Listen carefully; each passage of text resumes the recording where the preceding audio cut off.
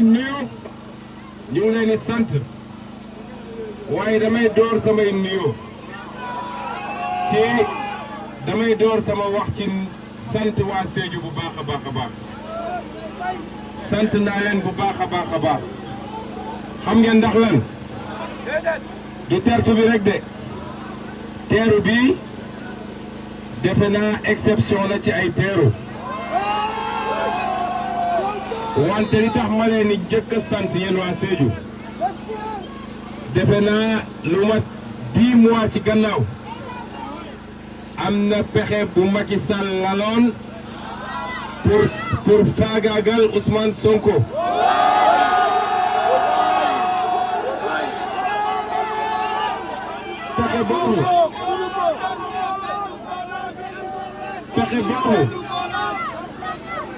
pexe boobu bu sotti woon dama ne s'il vous plaît may leen ma rek message bi moo jiitu lépp après ñu animation dama ne pexe boobu bu sotti woon tey du ma nekk fii Sédhiou di waxtaan ak yéen li tere pexe bi sotti nag li tere pexe bi sotti mooy Sénégal yépp taxaw nañu ne lii duñ ko nangu mu amee fi waaye gis nañ ni Sédhiou rawatina la jeunesse de Sédhiou dañ cee am taxawaay bu spécial kon vous les jeunes de Sédhiou maa ngi leen di remercier du fond du cœur ma wax leen nag ni man xam naa ni bu leen jaralee loolu du jëmm Ousmane Sonko moo tax waaye da ngeen xam ni projet bi ñu porté muy projet boo xam ne dafay yeewaat espoir ci réew mi muy projet boo xam ne dafa delloo si yaakaar ci réew mi muy projet boo xam ne yéen les jeunes yéen les femmes yéen les personnes âgées xam ngeen ni c'est un projet de souveraineté et de libération du Sénégal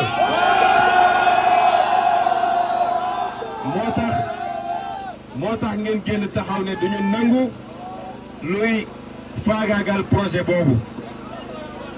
moo wax leen nag ni tey la ñu gën a dëggu ci projet boobu nag jeunesse de Sédhiou projet boobu population de Sédhiou est-ce que jaadu na ñu xeex li ñu xeex yépp ñii ñàkk nañ ci bakkan buñ ko fàtte mukk mois de mars soriwul 14 personnes di ay ndaw di yaakaaru seen famille ñàkk nañ ci seen bakkan ci caaxaanu Macky Sall projet boobu nga xam ne moom moo tax ñuy xeex boobu ba léegi ay nit ñàkk nañ ci seen liggéey ay nit ñàkk nañ ci ab cër ay nit ñàkk nañ ci benn membre ci seen yaram est-ce que jaadu na après tous ces sacrifices là élection jot déglu leen ma bu baax est-ce que dina jaadu après tous ces sacrifices élection jot peuple bi jógaat ne ñi ngi jël seen carte jox ko Macky Sall ak njabootam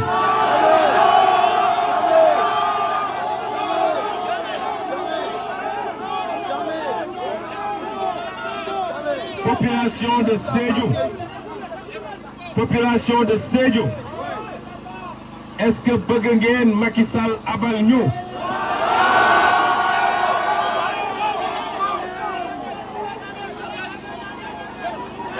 xam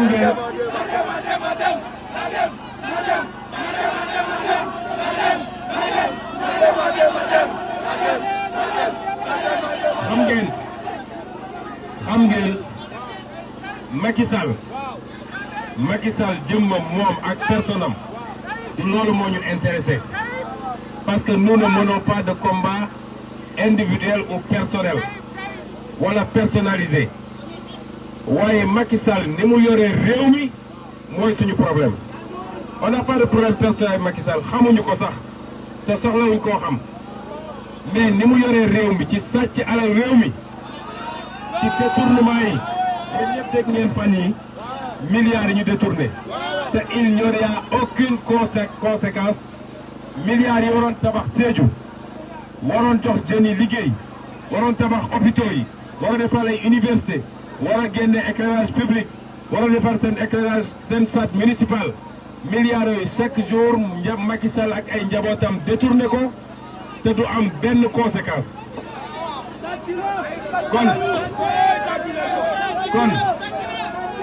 kon déglu leen ma bu baax c'est important ma ne Aline Denkou déglu leen ma c'est important Aline Yekende li ma bëgg ngeen dégg c'est extrêmement important parce que dañuy yàgg nax Sénégalais yi te man gëm naa ni avec le travail que les nouveaux partis politiques ont fait pour ubbi xelu nit ñi parce que ñun falu mooy suñu dernier objectif le premier objectif c'est fexe ba Sénégalais bu ne di comprendre naxe di jeex fi mooy li Birame Souleye Diop naan taal xel yi parce que réew soo ko bëggee def sa premier acte mooy nga taal xel yi parce que nit bu yeewu kenn mënatu koo nax kon dañu toll ci élection nee naa le travail que les partis nouveaux ont fait te Pastef bokk na ci le travail bi nga xam ne les activistes et la société civile def na ko pour yee nit ñi ñoom Guy Marius Sagna ak waa Y'en a marre ak keneen liggéey boobu am na lu mu jur ba nit ñi commencé nañu yeewu naxe bi nag période élection lay gën a garaaw fii ci Sédhiou ñaar ba ñett laa leen wax bu njëkk bi mooy ñoom dañoo am stratégie bi mooy dañu fexe ba am ñaar wala ñett wala ñeenti liste yoo xam ne ñoom ñëpp Benno Bokk Yaakaar la ñu bokk.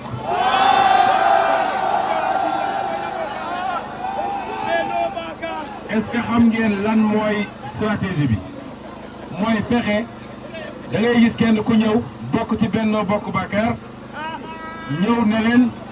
man Macky Sall daf ma trahir ndax man maa waroon nekk candidat mu tànn keneen loolu la tubaab di wax se victimiser bu ko defee ay mbokkam ay jegeñaaleem ne comme dañ koo trahir nañ ko xeexal mbokk yi xel élection yi du élection kii sama mbokk la kii sama xarit la kii moo may jox xaalis élection wu l'avenir de nos enfants et de nos petits-enfants la waaye li ma bëgg ngeen xam mooy bu ngeen leen ku ngeen ci voteel ci ñoom ñooñu Macky Sall ngeen voteel te bu ngeen voteelee Macky Sall xam nga mois de mars dañ ko duma ba mu sukk bu ñu génnee ci élection yi mu am ci victoire il va reprendre courage mais waxuma la 3e mandat mais 10e mandat sax Macky Sall da ko demandé fii moo tax ma ne leen ñaari ma leen laaj mooy est-ce que doyal ngeen ci Macky Sall est-ce que bëgg ngeen Macky Sall abal ñu au plus tard deuxième question bi mooy est-ce que bëgg ngeen 2024 Ousmane Sonko dem palais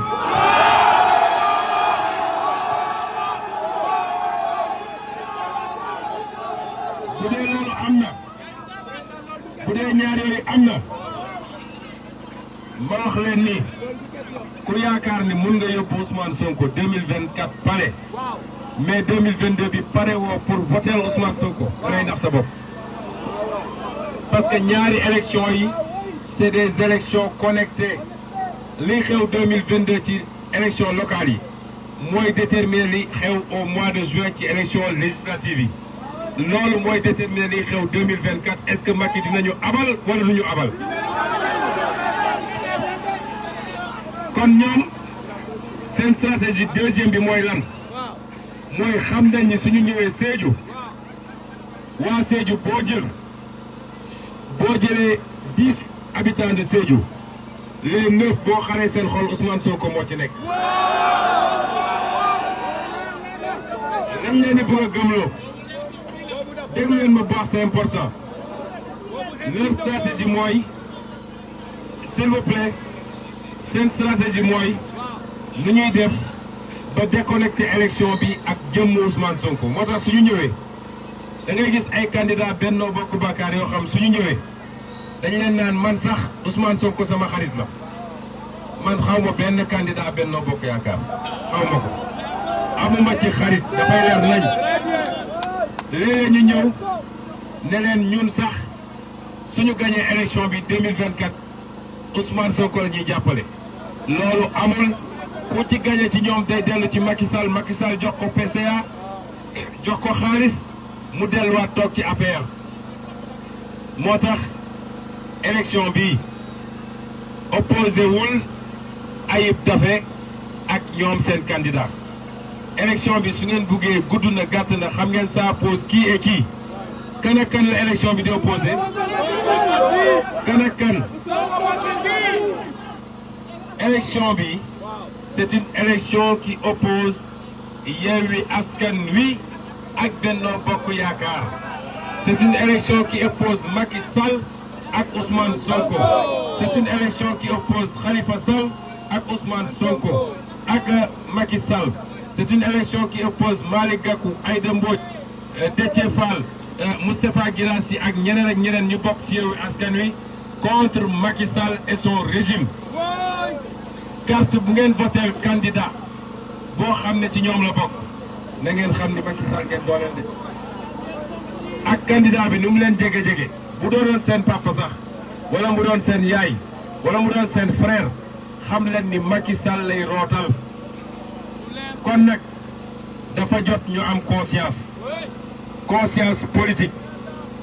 politique mooy da ngay nekk ci projet gëm ko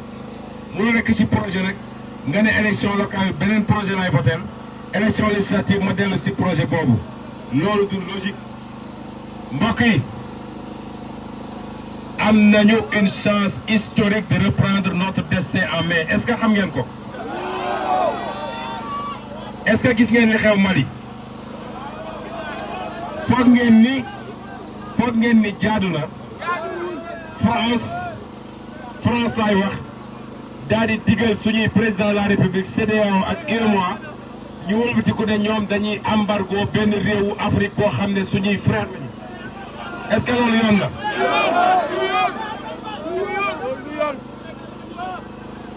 gis ngeen li xew Guinée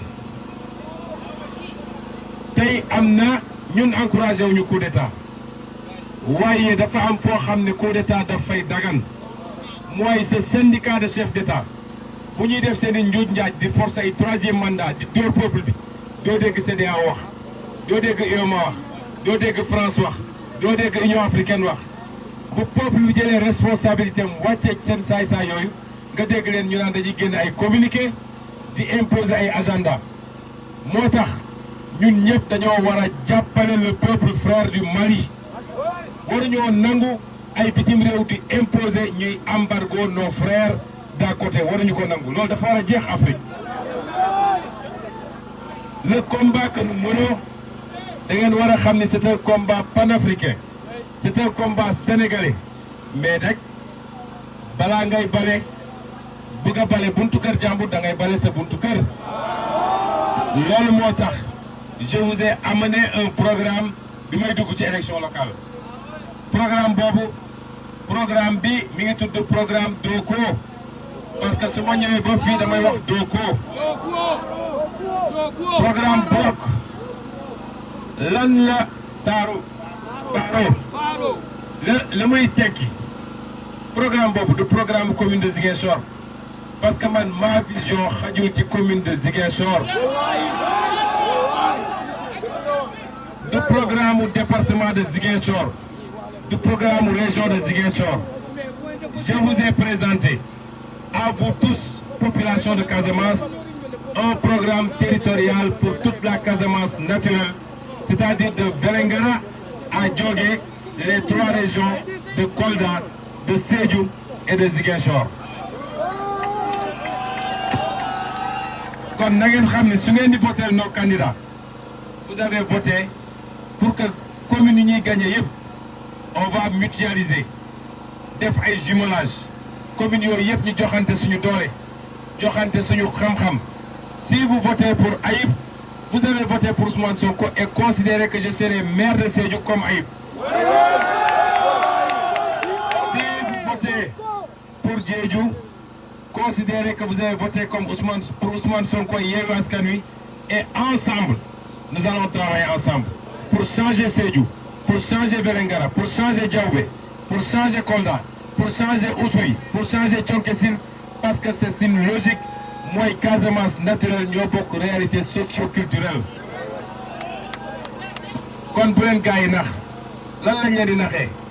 nee nañu defar nañu ay pavé à Sédhiou loolu waroon na nekk gàcce ci ñoom Sédhiou di capitale régionale 1960 ba léegi ñu naan léegi 7 kilomètres de pavé mooy seen bilan. c'était 10 kilomètres ñu sàcc ko. ma wax leen ni pavé yi gis nga pavé yi waaw d'accord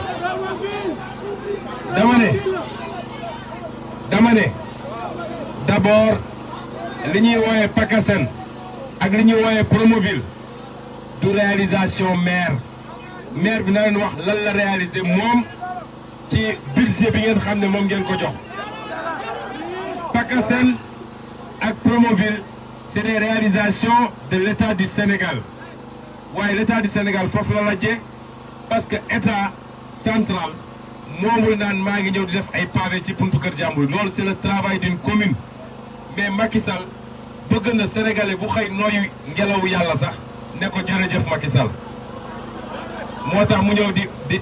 occupé wu de pavé donc soo génnee loolu nga xam ne du réalisation maire bi su ngeen dajeeg seen maire laaj leen ko lan la def Sédhiou bu dee Sédhiou en tant que capitale régionale mais ma bu dee Sédhiou en tant que capitale régionale mënul am sax un stade municipal digne de ce nom waaw Sédhiou su mënul am stade municipal kañ la Sédhiou di am une équipe en première division bu dee mënuñu sax am sax stade boo xam ne am na gazon synthétique kañ la Sédhiou di dem première division au Sénégal kon dama bëgg ngeen yeewu te xam naa ni yeewu ngeen ndax moo tax ngeen toog fi ba heure bi élection yi du élection locale élection yi mooy premier touru élection 2024 ndax bëgg ngeen suñu projet egg palais de la République en 2024 loolu est-ce que yéen les jeunes yor ngeen seen carte électeur faible na trop xam naa ni ñi fi yorul carte bëri na de est-ce que ñi fi nekk yëpp am nañ carte électeur kon li ma leen di ñaan pour conclure mooy le 23 janvier na ngeen génn massivement ngeen dem voter yéen jeunes yi parce que déglu leen li ma wax dafa am solo les Sénégalais ne votent pas aux élections locales taux de participation élection locale 43 à 45% la taux de participation élection présidentielle 64% la am na 20% de différence parce que yéen da ngeen jàpp ni élection locale amul solo affaire u maire la mais xam leen ni maire moo ëpp solo président de la république pour yéen parce que su dara amee Sédhiou balaa ngeen di gis Macky Sall seen maire ngeen war a gis kon ngir yàlla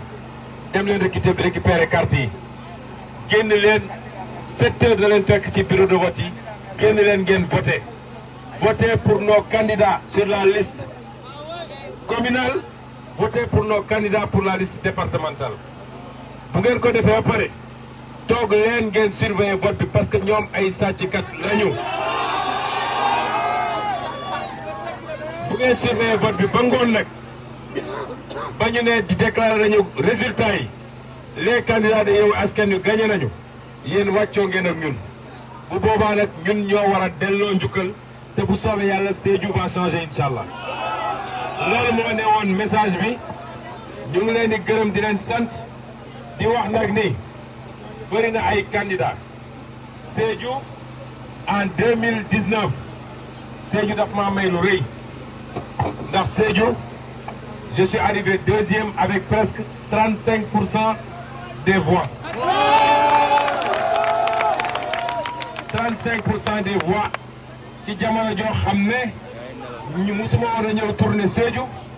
jox ma loolu tey gëm naa ni nous sommes majoritaires à Sédhiou kon voyez pratiquement toutes les communes de Sédhiou Dieu sait que Sédhiou a 39 communes suma juumul 14 communes département bi man région bi laa wax 39 communes nous sommes arrivés deuxième dans presque toutes les communes et nous sommes arrivés premiers dans certaines communes bokk na ci communes yooyu ma féliciter leen encourager leen remercier leen ne leen nag bu soobee yàlla après les élections locales je viendrai en tournée mooy la commune de Bémet Bémet Bidjidi maa ngi leen di remercier parce qu'il nous avait donné une majorité à plus de 52%. Ma remercier commune Marsassoum commune Djibabouya commune Sansamba les communes du Boudjé également muy commune Bumouda commune Djiréji ak commune Bambali de notre frère Sadio Mané ma profité ci nag di encourager nos lions di leen ñaanal ndam ci CAN bi di leen wax ni Sédhiou seen doom seen frère man Ousmane Sonko kontaan naa ci yéen yàlla rek a am fay yàlla leen yàlla fay asalaamaaleykum wa rahmatullah Ousmane Badji Sansamba moom sant bi dafa xaw a naqari mais ñu koy remercier d'avoir fait le déplacement di remercier le doyen Djiba di remercier ñiy yëngatu ci mbir mi yëpp coalition bi d'abord parti ne ci coalition bi yëpp mais di remercier également les responsables du parti wax naa léegi commune Bémé waaye Bémé lañ fa amoon yàlla dafa def Mamadou Kora bi nga xam ne moo ko liggéeyoon yàlla moom na ko yàlla ko yàlla yërëm te jéggal ko ñu ngi koy jàlle waa famille am yëpp asalaamaaleykum merci waa Sédhiou merci beaucoup